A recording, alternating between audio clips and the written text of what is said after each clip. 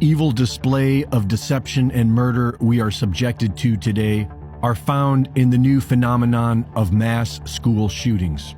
Prior to 1999, they were practically non-existent, but today they have almost become predictable. And if you are able to examine the evidence objectively, without getting emotional, a pattern can be recognized.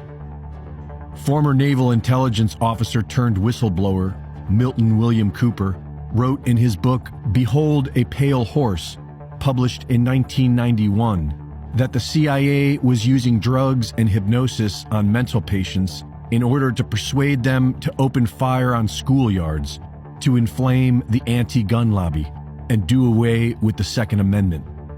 This probably sounds outlandishly evil, and it is, but the evidence is there. In the Columbine shootings of 1999, we are told that Eric Harris and Dylan Klebold acted alone. The town of Columbine, Colorado, was created in 1958 for families and employees of the military-industrial complex.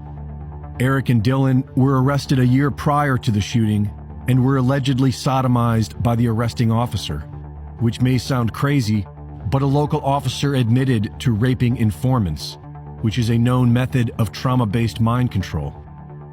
After this January incident, Eric and Dylan were put into a juvenile diversion program and prescribed SSRI drugs known to cause homicidal ideation. During this time, Eric Harris was making online death threats and bomb threats. Local police were aware of this and drafted a search warrant affidavit, but it was ignored. Eric and Dylan threatened revenge for the January incident in their yearbook. They produced a school video about their plans and began openly collecting weapons. All of this while on probation, and nothing was done about it. During the shootings, the police stood outside the building and did nothing, while the sounds of automatic gunfire and explosions continued for hours.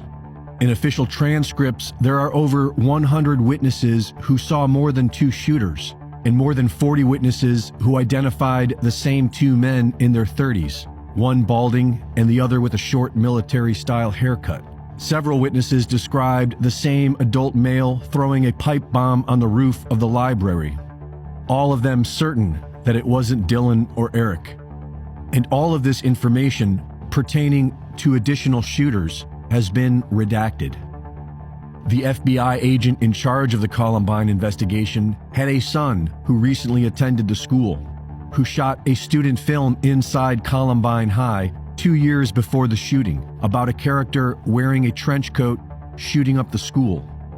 Dylan and Eric fantasized about hijacking an airplane and crashing it into a New York City skyscraper in 1999. Are these just strange coincidences or remnants of the Fed's MKUltra program?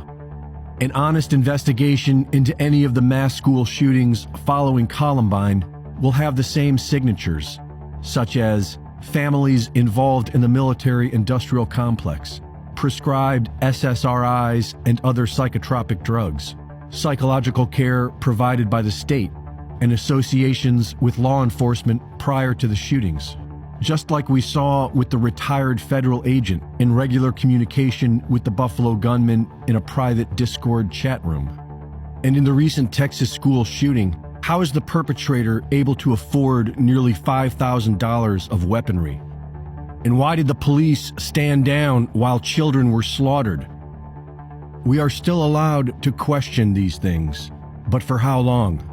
This evil will never stop until the truth is exposed.